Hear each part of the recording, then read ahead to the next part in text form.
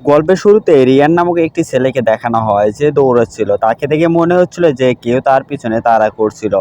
ইয়ান দৌড়াতে দৌড়াতে ছাদে চলে আসে আর ছাদ থেকে পা পিছলে নিচে পড়ে যায়। এরপরে কিছুদিন আগের কাহিনী দেখানো হয়, যেখানে আমরা দেখতে পাই ইয়ান একটি ক্লায়েন্টের সঙ্গে দেখা করতে এসেছে।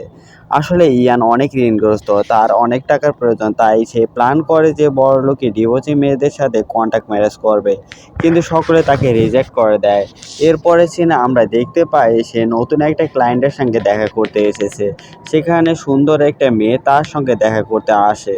তার নাম ছিল বাই। বাই আসার পর ইয়ানের সাথে এমনভাবে কথা বলছিল যে মনে হচ্ছিল তারা অনেক দিনের পরিচিত। ইয়ানের তার উপর কোনো ইন্টারেস্ট ছিল না, কিন্তু মেয়েটি একের পর এক পক পক করে যাচ্ছিল। ইয়ানের সাথে সম্পর্কটা গভীর করার জন্য তাকে একটা সিক্রেট কথা বলে, যে বলে, আমি হচ্ছি ইচ্ছাধারী শিয়াল, আমার যখন ইচ্ছা তখনই আমি শিয়াল রূপ ধারণ করতে পারি। মেয়েটি এই কথাগুলো বলছিল, কিন্তু ইয়ান তার কথায় কোনো পাত্তা না দিয়ে চুপ করে বসেছিল। সেই রেস্টুরেন্টে একটি গ্যাংয়ের কয়েকজন লোক আসে, তাদের কাছ থেকে ইয়ান টাকা ধার নিয়েছিল।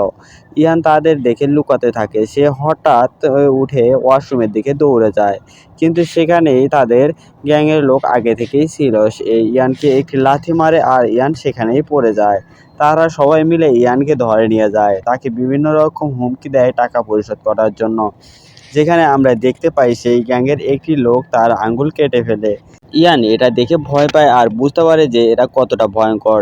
তারপর তার কাছে যে টাকাগুলো ছিল সেগুলো নিয়ে তাকে বাসায় পাঠিয়ে দেয় এবং তাকে বিভিন্ন রকম হুমকির মেসেজ পাঠাতে শুরু করে।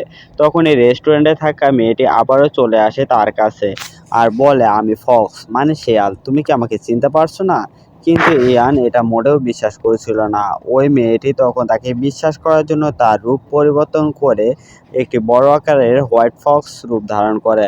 এটা দেখে ইয়ান অনেক ভয় পেয়ে যায়। ইয়ান তখন তার বাসা থেকে দৌড়ে পালাতে শুরু করে। এরপরে সিনে আমরা দেখতে পাই একটি লোক টেলিভিশনে নিউজ দেখছিল, আর নিউজে বলা হচ্ছিল সেই মেয়েটি শেয়াল হওয়ার বিষয়টি। টিভিতে ফক্স গার্ল দেখার সাথে সাথে সেই লোকটি তার সমস্ত লোকজন নিয়ে বের হয় তাকে ধরার জন্য। এরপরে আমাদের ইয়ানকে দেখানো হয় সে এখনো দৌড়াচ্ছিল। সে দৌড়াতে দৌড়াতে বাসার ছাদে চলে আসে আর সেখান থেকে পা পিছলে পড়ে যায়। আর এই সিনটি আমরা গল্পের শুরুতেই দেখেছিলাম। ইয়ান ছাদ থেকে পড়ার পর সে জ্ঞান হারিয়ে ফেলে যায়। এরভাবে কিছুদিন পার হয়ে যায়। আবার সেই গ্যাংয়ের লোক ইয়ানকে ধরে নিয়ে যায়। তারপর তার কাছ থেকে টাকা চাইলে তখন সে বলে, আমার কাছে কোনো টাকা নেই। কিন্তু গ্যাংয়ের লোক সেটা বিশ্বাস করে না, তার উপরে অনেক অত্যাচার শুরু করে। তখন সেখানে ফক্স গার্ল মেয়েটি চলে আসে আর তাকে বাঁচানোর চেষ্টা করে, কিন্তু তাকে দেখে সকলেই মজা নিচ্ছিল। তখন মেয়েটি তার আসল পরিচয়টা দেখিয়ে দেয়, মানে রূপ পরিবর্তন করে শিয়াল হয় আর কি। এই দৃশ্য দেখার পর সকলেই সেখান থেকে পালিয়ে যায়। এরপরে সিনে আমরা সে আগের লোকটিকে দেখতে পাই। তিনি হচ্ছেন একটি সিক্রেট সোসাইটির হেড। সে একজন ক্ষমতাশালী লোক। সেই লোকটি তার টিম মেম্বারকে বলে, ওই ফক্স গার্ল সম্পর্কে খোঁজ নাও, কি তার পরিচয়, কোথায় থেকে এসেছে, কেনই বা এসেছে। তখন সেখানে থাকা একজন লোক বলে, এটা বের করা একদমই অসম্ভব। এটা শুনে তাদের ওপর অত্যাচার শুরু করে। সে তার পাখা দিয়ে একটি মেয়েকে কাছে টেনে নেয় এবং ইনজেকশন পুশ করে এবং মেয়েটিকে বিড়াল বানিয়ে দেয়।